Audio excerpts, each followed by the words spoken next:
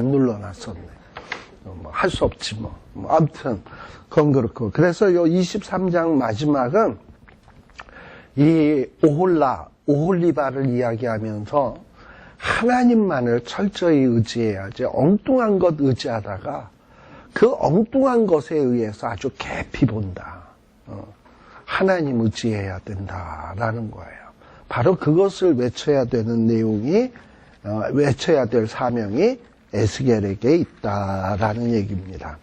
사실 제가 오늘 좀 가장 중점적으로 하려고 하는 내용이 요 24장입니다. 24장에는 두 가지 이야기가 나와요. 우리 앞에 나왔던 찌꺼기 기억나시나? 찌꺼기, 그리고 솥, 풀무불 기억나시죠? 그거랑 비슷한 내용이 요 24장에 나옵니다. 특별히 여기 제9년 24장에 보면 제9년 10월 10일이라고 돼 있어요. 이 제9년이라고 하는 것은 언제냐? 이 에스겔이 바벨론 포로로 잡혀온 시점에서부터 계산을 하는 거거든. 그러니까 바벨론 포로로 잡혀오는 게 597년이었어요. 그래서 9년이면은 얼마가 되는 겁니까? 이제 588년쯤 되죠? 네, 588년쯤 되는 거예요.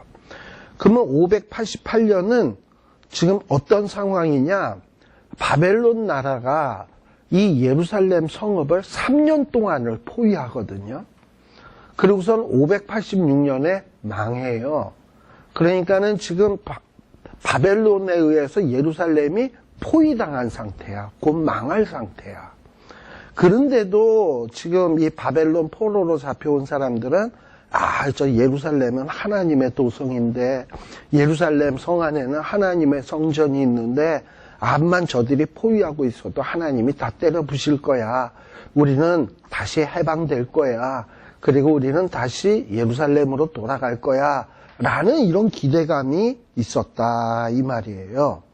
자, 그런데 하나님은 에스겔을 통해서 지금 말씀을 주시는 겁니다. 그래서 2절에 보면 너는 날짜, 오늘날을 기록해라. 즉 바벨론에게 망하기 한 1년 전쯤에 하나님이 주신 말씀이다 라고 날짜를 쓰라는 거야. 바로 이때의 상황이 어떠냐? 바벨론 왕이 예루살렘에 피끈했다. 피끈했다라는 건 뭐냐면 예루살렘을 포위해서 아주 무겁게 누르고 있다라는 거예요. 지금 망하기 일보 직전이라는 거야. 자, 그런데 예루살렘은 뭐에 비유를 하냐? 3절에 보면 가마에 비유를 합니다. 가마. 자, 그러면 보통 이스라엘 사람들은 고기를 먹을 때 어떻게 먹냐면 주로 이 고기에 피를 먹지 말라고 하잖아요. 그래가지고 이 가마솥 같은 데다가 이스라엘 사람들은 지금 우리처럼 LA 갈비 같은 걸 해서 불에다 이렇게 구워 먹고 이러면은 피채 구워 먹는 거 아니에요? 절대 그렇게 안 먹어, 이스라엘 사람은. 이 가마솥에다 놓고 삶으면 이 피가 빠지거든요. 삶으면. 그렇게 해서 피를 빼서 먹는다고.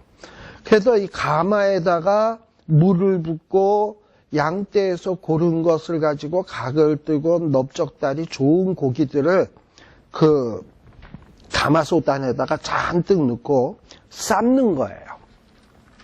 그래서 삶아서 어느 정도 익으면 먹어야 되잖아. 그런데 지금 하나님께서는 어느 정도 익은 다음에 꺼내 먹으라가 아니라 아예 그냥 통째로 그냥 가마솥까지 불로 녹여버리겠다라는 거예요. 6절에 보세요. 피 흘린 성읍, 녹슨 가마, 그리고 녹을 없이 하지 아니한 가마요. 지금 이 가마솥이 어떤 가마냐 하면 속에 아주 녹이 덕지덕지 붙어있는 더러운 가마야. 그러면 이 가마가 상징하는 게 뭐냐? 가마는 예루살렘 성읍. 그리고 가마 속에 들어가 있는 고기들은 뭡니까? 이거는 예루살렘 백성. 그러니까 예루살렘 백성들은 자기네들은 이 철가마 속에 딱 있기 때문에 절대 바벨론이 침략해 와도 안 망한다 라고 하는 이런 그릇된 낙관 의식 속에 푹 잠겨 있었어요. 그런데 하나님은 뭐라 그러냐? 이 피 흘린 성읍, 녹슨 가마, 아주 녹이 덕지덕지 붙어있는 이 가마는 어떻다? 화가 있다라는 거예요. 화가 있다. 그래서 하나님께서 어떻게 하냐? 10절에 보면 그 가마에다가 나무를 많이 쌓고 불을 피워서 그 고기를 삶아서 꺼내는 게 아니라 삶아서 아예 녹여 국물을 졸이고 뼈를 태우고 그리고서는 그 가마를 빈 후에는 가마에다가 또 숯불을 더 뜨겁게 해가지고 가마를 녹여버려 그냥 아주 그냥 그러니까 가마도 녹고 그 안에 있는 고기도 다 타버리고 하는 걸 얘기하는 거예요. 즉 예루살렘 성읍도 완전히 쫄딱 망하고 예루살렘 성 안에 있는 백성도 하나님이 철저하게 초토화시키겠다라는 겁니다. 너네들 선민이니까 안 망하고 예루살렘 성전이 있으니까 절대 안 망한다. 이런 착각하지 말라는 거예요. 하나님이 심판한다라는 거예요. 왜 이런 어떤 하나님이 심판을 하느냐 하는 이유는 이들이 13절 음란 즉 우상숭배 또는 아까 얘기했듯이 환난 날에 하나님을 의지하는 게 아니라 엉뚱한 강대국 의지한 거 그리고 또 뭐냐 13절 끝부분에 보면 더러움 죄로 인해서 더러움 때문에 하나님이 이 이스라엘 나라를 심판하겠다라는 얘기입니다. 그러니까 더럽고 음란하기 때문에 심판하겠다. 자, 근데 이런 심판의 메시지를 들으면서 이스라엘 백성들이 막 가슴을 치며 옷을 찢으면서 막 회개하고 이럴까요? 전혀 안 그래. 쟤 무슨 소리 한대 하고서는 선지자의 말을 전혀 깨닫지 못해요. 여러분들 기억하시나? 에스겔이 처음에 절망 중에 그발강가에 있을 때 번쩍번쩍하면서 하나님이 쫙 나타났죠. 그리고 내가 너를 보내노라 하면서 에스겔을 이스라엘 백성에게 보낸다 그랬죠. 근데 이스라엘 백성들이 어떤 백성이라 그랬죠? 걔네들은 뻔뻔하고 패역하고 강팍하고 들어도 깨닫지 못하고 이런 자들에게 보낸다 그랬죠. 이스라엘 백성들은 어떻다고요? 가시와 찔레라고 그랬죠. 이런 데 보내겠다고 우리 앞부분에 보면 에스겔서 2장에 보면 그렇게 나와 있어요. 그러니까 지금 에스겔의 말씀을 듣는 사람들은 에스겔의 말을 듣고서도 전혀 지금 뭐 가책을 안 느껴. 회개할 생각도 안 해요. 정말 뻔뻔해요. 그러다 보니까 이제 최종적으로 하나님이 하시는 일이 뭐냐? 24장 15절에 보면 정말 에스겔에게는 가혹한 일을 하나 시키십니다. 그게 뭐냐? 16절에 보면 하나님이 에스겔에게 말씀하시기를 에스겔아 내가 내 눈에 기뻐하는 것을 한 번 쳐서 빼앗는다. 그러니까 이 얘기는 뭐냐면 한 방에 빼앗겠다는 얘기예요. 한 방에 빼앗으리니 너는 슬퍼하거나 울거나 눈물을 흘리지 말라라고 얘기하는 거예요. 여기 에스겔이 기뻐하는 것이 과연 무엇이냐 라고 얘기할 때 이 에스겔이 기뻐하는 것은 뭐냐? 8절에 보면 아내예요. 에스겔의 아내. 즉 무슨 얘기냐? 하나님이 어느 날 에스겔이 아마 새벽에 일어나서 새벽 기도를 할 때인지 이런데 하나님이 쫙 나타나서 말씀하시는 거야. 에스겔아, 내가 네가 기뻐하는 것을 좀 빼앗아야 되겠다. 한 방에 뺏어야 되겠다. 근데 이렇게 빼앗게 되면 너는 굉장히 슬프게 될 텐데 슬퍼도 울지 말고 눈물 흘리지 말아라. 그리고 내가 한 방에 쳐서 빼앗는 게 이게 사람이고 그 사람이 누구냐면 네 아내인데 네 아내 죽은 자를 위해서 슬퍼하지 말고 암만 슬픔이 있어도 어떻게 해라? 소리내지 말고 탄식하라는 거야. 종용이 탄식하라. 그리고 머리에는 뭐래라? 수건으로 머리를 동여라.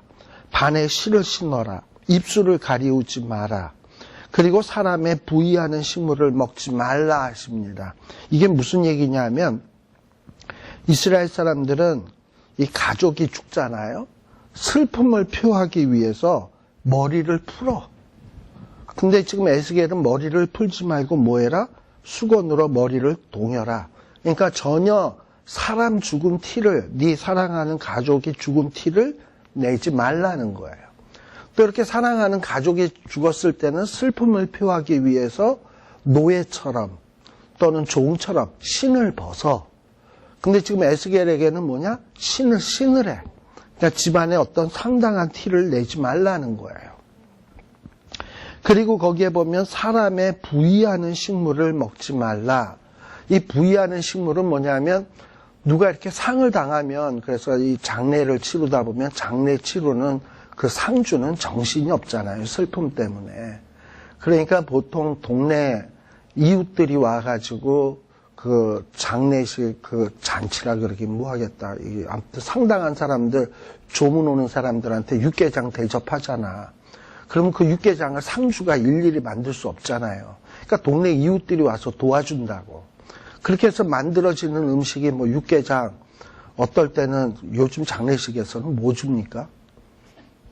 여기 미국에서는 보통 끝나면 뷔페를 많이 가는데 한국에서는 보통 조문하는데 거기서 육개장 주잖아. 그러니까 그런 음식을 먹지 말라는 거예요. 그러니까 장례식 하지 말라는 거야. 그런데 이런 계시를 새벽 기도하는 중에 아니면 그 전날 밤에 기도하는 중에 에스겔이 하나님으로부터 계시를 받은 거예요. 그래가지고 그 계시를 받으니까 너무 이상하잖아. 그래서 아침에 일어나가지고 자기 주변에 있는 백성들에게 어젯밤에 하나님이 나에게 이런 계시를 주셨다. 내가 기뻐하는 것을 빼앗아가는데 슬퍼하지도 말고 그 기뻐하는 자가 죽었다고 해서 눈물 흘리지도 말라고 그러더라. 이런 얘기를 백성에게 한 거예요. 그러니까 이런 백성에게 이야기를 했을 때 백성이 그 이야기를 듣고 에스겔을 뭐라고 생각했을까? 아침에 그 얘기 듣고 에스겔이 좀 이상한 행동을 요즘 자주 하더니만 드디어 맛이 갔네. 그러면서 자기 집에 뭐 사랑하는 아내가 뭐 죽는다는 둥 계시받았다는 둥 엉뚱한 소리 하네 하고 이렇게 생각을 했겠죠. 그랬는데 저녁이 되었는데 어떻게 되었냐? 에스겔이 말한 대로 아내가 덜커덕 죽은 거예요. 아내가 덜커덕 죽고 그리고 에스겔은 하나님에게 받은 명령대로 전혀 슬픈 티도 안 내고 장례도 안 치르고 부의하는 식물도 먹지 않고 머리도 풀로 헤치지 아니하고 이러는 거야. 그러니 주변에 있는 이웃이 볼 때 저 에스겔은 지금은 또 왜 저렇게 행동하지? 전혀 예상 밖의 행동을 에스겔이 보여주고 있거든요. 그래서 백성들이 너무나 이상하니까 19절에 뭐라고 얘기하냐? 네가 행하는 이 일이 도대체 우리랑 무슨 상관이 있는 거냐? 만일에 상관이 있다면 우리에게 좀 알려주지 않을래? 하고 이야기를 하게 되는 거예요. 궁금한 거지. 에스겔의 행동이 이상하니까. 너의 행동에 무슨 의미가 있는 거 아니야? 그 의미가 우리랑 관련된 것 아니야? 하고 질문을 던진 거예요. 그랬더니 에스겔이 설명하는 내용이 21절에 보면 내 성소는 너희 세력의 영광이요 너희 눈의 기쁨이다. 너희 마음에 아낌이 되거니와 내가 더럽힐 것이며 너희 버려둔 자녀를 칼에 엎드려지게 할지라 라고 얘기를 해요. 즉 무슨 얘기냐? 에스겔에게 있어서 기뻐하는 것은 뭐였습니까? 아내예요. 이스라엘 백성들에게 있어서 기쁨이 되는 것은 뭐였습니까? 성소였어요. 우리에게는 하나님이 계시는 성소가 예루살렘에 있어. 그래서 이스라엘 백성들은 하나님의 성전이 예루살렘에 있다는 것이 큰 자존심, 프라우드한 거였고요. 그게 있는 것이 너무너무 기뻤단 말이지. 그런데 하나님은 지금 여태까지 24장까지 무슨 얘기합니까? 성전이 있다고 안 망한다고 생각하지 마라. 성전이 있어도 우상숭배, 피 흘리고 더러움이 있으면 하나님은 얼마든지 파괴하신다. 심지어 철가마처럼 뜬뜬한 철가마라도 불로 녹여서 안에 있는 고기며 감하며 몽땅 녹여서 태우겠다. 이게 하나님의 계시였어요. 근데 이런 계시를 이스라엘 백성들이 듣는다, 안 듣는다? 안 듣는다. 그러니까 하나님께서 지금 최후의 어떤 방법을 쓰시는 거냐면 에스겔에게, 에스겔아, 쟤네들이 정말 내 말을 안 들으니 특단의 방법을 좀 써야 되겠다. 네가 좀 아프더라도 내가 좀 너를 통해서 이스라엘 백성들의 관심, 하나님의 말씀에 대한 관심을 좀 불러일으켜야 되겠다. 그래서 너는 좀 안타까운 일이겠지만 내가 너의 눈에 기뻐하는 것, 네 아내를 좀 오늘은 내가 데리고 가야 되겠다. 죽여야 되겠다. 한 방에 데리고 가야 되겠다. 그러면 너에게는 굉장한 슬픔이겠지만 너 슬퍼하지 마라. 그리고 막 머리를 풀로 헤치고 보통 장례식 행하듯이 그런 행동도 하지 마라. 오히려 이웃들이 볼 때 쟤 어떻게 저렇게 큰 슬픈 일을 당하면서도 눈물 한 방울 안 흘릴 수가 있지? 어떻게 탄식을 안 할 수가 있지? 어떻게 장례식을 안 치를 수가 있지? 사람들에게 궁금증을 유발시킬 수 있도록 너는 아주 특별한 행동을 해야 된다. 슬퍼하지 마라. 눈물 흘리지 마라. 탄식이 나와도 속으로만 해라. 사람들이 와서 장례식 너를 돕기 위해서 뭐 음식 해오면 그것도 먹지 마라. 머리는 풀로 헤치지 마라. 신발 벗지 마라. 이런 거예요. 그러니까 사람들은 굉장히 에스겔을 이상하게 생각할 것 아닙니까? 그럼 그럴 때 이스라엘 백성들이 너에게 아마 질문을 던질 거다. 너가 이렇게 이상하게 행동하는데 이 행동에 무슨 의미가 있는 것이니? 그리고 그 행동이 우리랑 무슨 상관이 있는 것이니? 라는 얘기가 나오면 에스겔 너가 하나님께서 이스라엘 백성들이 기뻐하는 것을 빼앗는다고 해라. 이스라엘 백성들이 기뻐하는 게 뭐라고요? 성전. 하나님이 그 성전을 빼앗을 것이라고 해라. 그래서 에스겔이 먼저 이런 행동을 해야 이스라엘 백성들이 성전 빼앗긴다는 그 소식이 이게 진짜구나.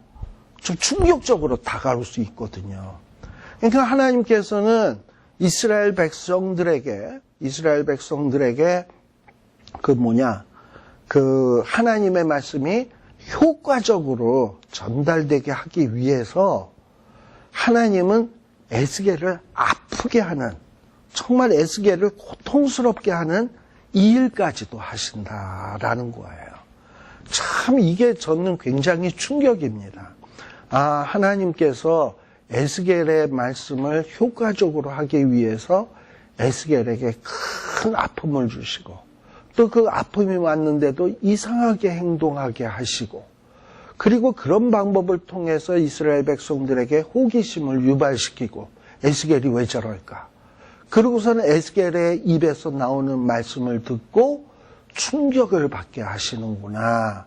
이거를 생각하고서는 굉장히 마음에 부담이 되었습니다. 우리 레위기 21장에 보게 되면 21장, 레위기 21장에 보면 잠깐 한번 봅시다.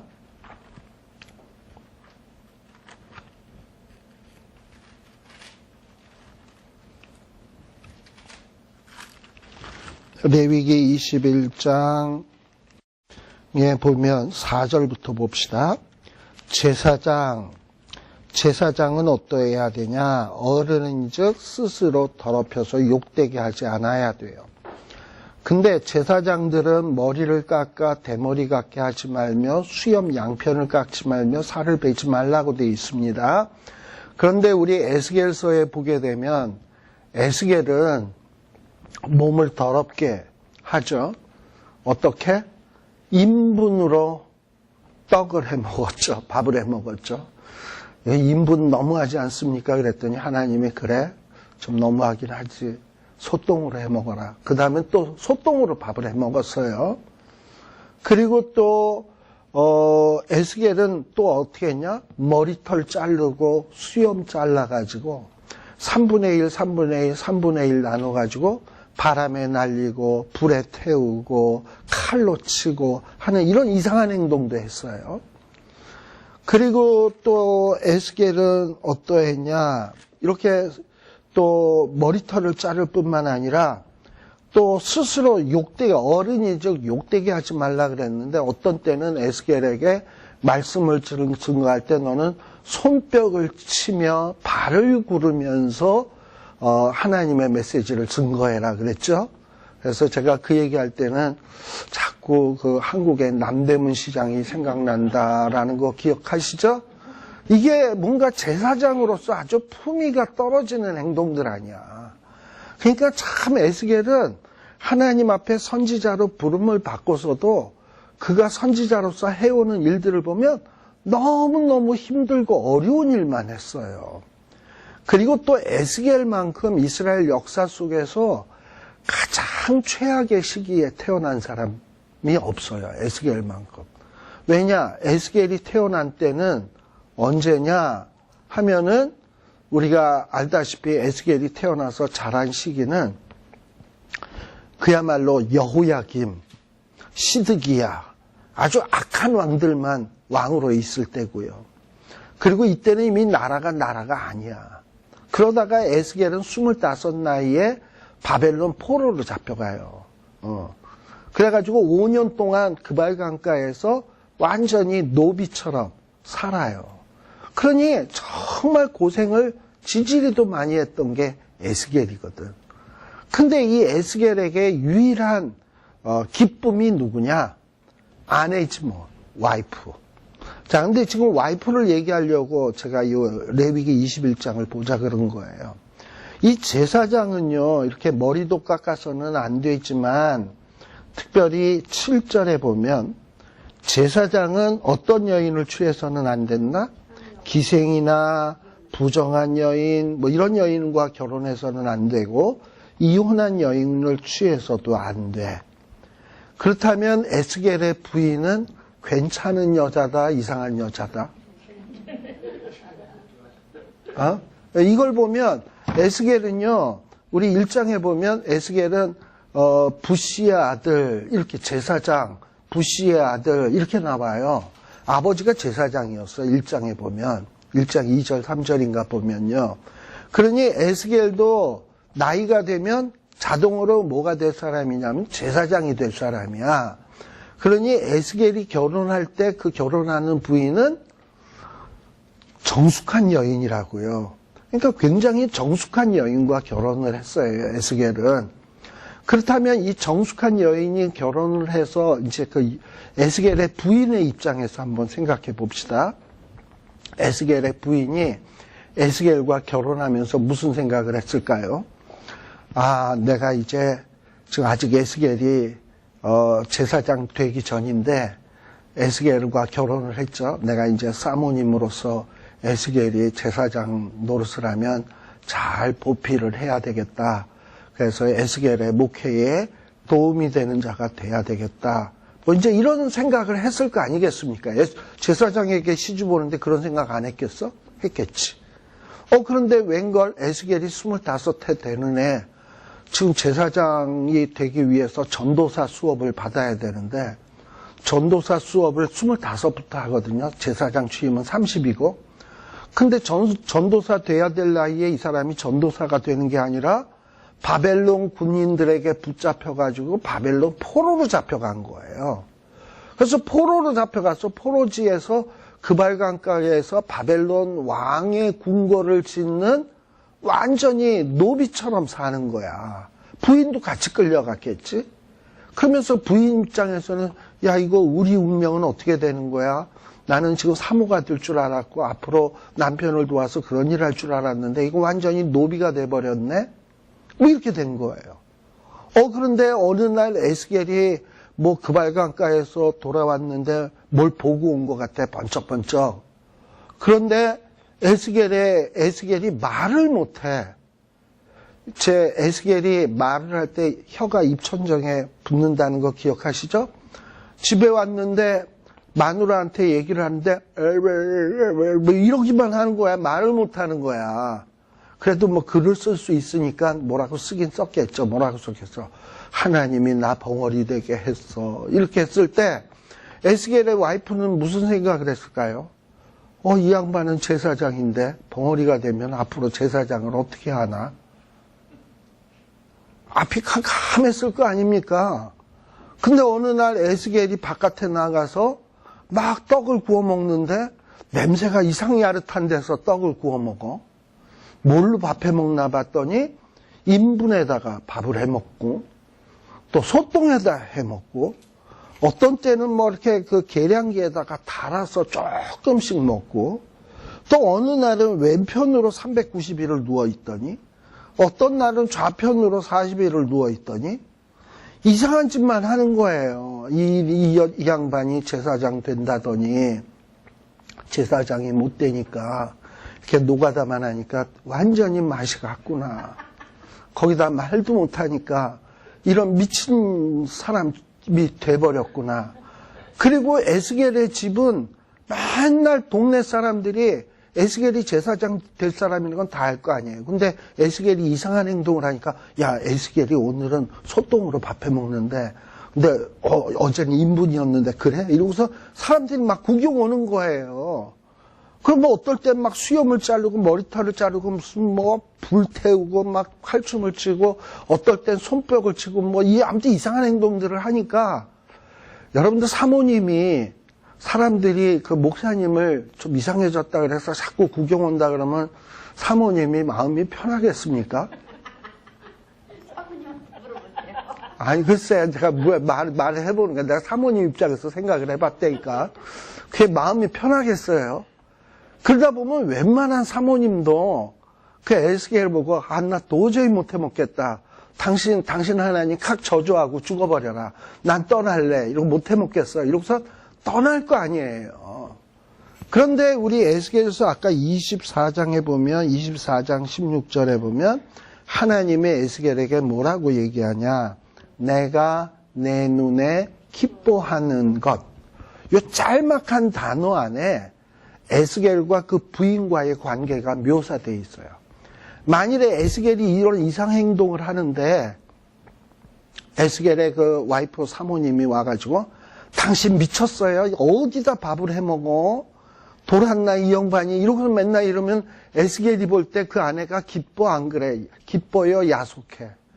나는 지금 하나님의 명령을 받아서 지금 이상한 거에다 밥을 해먹는 건데 뭐 해먹고 싶어서 해먹나요? 근데 부인이라고 와가지고 당신 미쳤네. 그 하나님이 그거 시켰으면 믿지 말아라. 차라리 때려쳐라.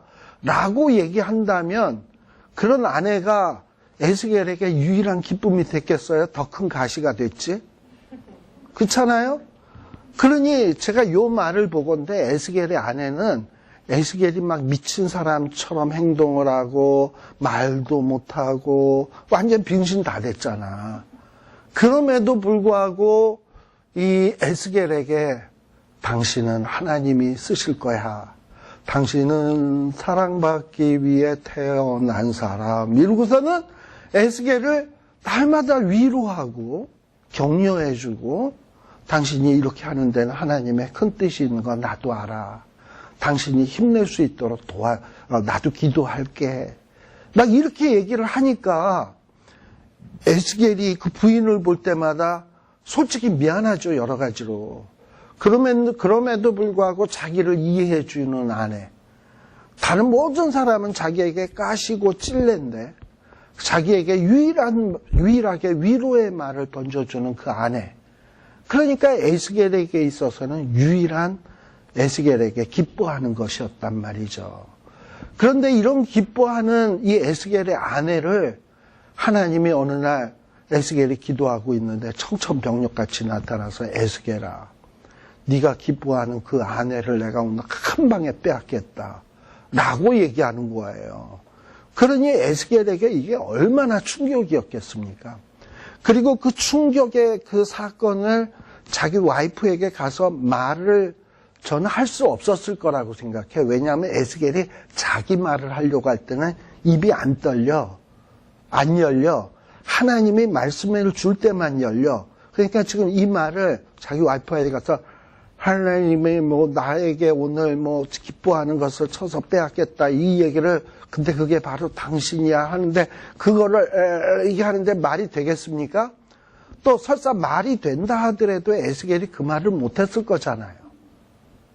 그러니 그 계시를 받은 그 시간으로부터 아내가 죽기까지 에스겔이 얼마나 고통스러웠을까요? 그리고 아내가 그러고서 죽었을 때 에스겔은 또 얼마나 고통스러웠을까요? 그쵸? 근데 하나님이 이런 일을 시킨다니까. 저는 아주 이게 굉장히 좀 충격적이었습니다. 하나님께서 이스라엘 백성들을 너무너무 사랑해서 그들에게 웬만해서는 말씀이 안 들려지니까 하나님이 이런 특단의 방법, 에스겔에게는 아픈 일이지만 에스겔을 아프게 해서라도 사람들의 관심을 집중시켜서 이스라엘 백성들에게 말씀이 효과적으로 전달되게 하기 위해서 에스겔의 아내까지 취하시는구나 라는 생각이 굉장히 부담이 됐습니다. 자, 그렇다면 에스겔의 아내의 죽음, 무의미한 죽음이었나요? 아니죠. 뭐냐, 에스겔의 아내의 죽음으로 인해서 이스라엘 백성들에게 하나님의 말씀이 아주 생생하게 꽉 박힐 수 있는 계기가 된 거예요. 에스겔의 슬픔, 이게 무의미한 슬픔이었나요? 에스겔은 아프고 슬펐는지 모르지만 그 일로 인해서 이스라엘 백성들에게는 하나님의 말씀이 꽉 새겨지는 결과가 되었다는 얘기예요. 그래서 주의 종이란 뭐냐, 주의 말씀을 증거하는 자란 뭐냐라는 생각을 하게 됐는데요. 필요하다면 주의 종은 말씀이 효과적으로 증거되기 위해서라면 때로는 죽어야 돼. 때로는 피를 흘려야 돼. 정말 하나님의 말씀이 효과적으로 증거되기 위해서라면 또 무지무지한 슬픔을 내가 맛보기도 해야 돼. 그래야지만 효과적으로 전달될 수 있다면 하나님은 그 일을 시키신다니까. 그러니까는 이 말씀 전하는 저 입장에서는요, 굉장히 부담이 되더라니까. 하나님이 나보고 이런 말씀을 잘 증거하기 위해서 뭐 예를 들어서 뭐 너의 기뻐하는 것을 빼앗겠다 그랬을 때 내가 감당할 수 있을까? 네가 좀 말씀이 효과적으로 증거되기 위해선 네가 좀 무지무지 좀 아파야 되겠다. 그러나 좀 견뎌라. 그래야지 이 말씀이 증거되지. 이랬을 때 내가 그것을 하나님 고맙습니다. 나를 이렇게 사용해 주시니 이럴 수 있을까? 뭐 그런 거 있잖아요. 우리가 보통 예를 들면은 뭐 이제 6.25 때 저 백마고지 전투가 있는데요. 그 백마고지를 점령하기가 너무너무 힘들어.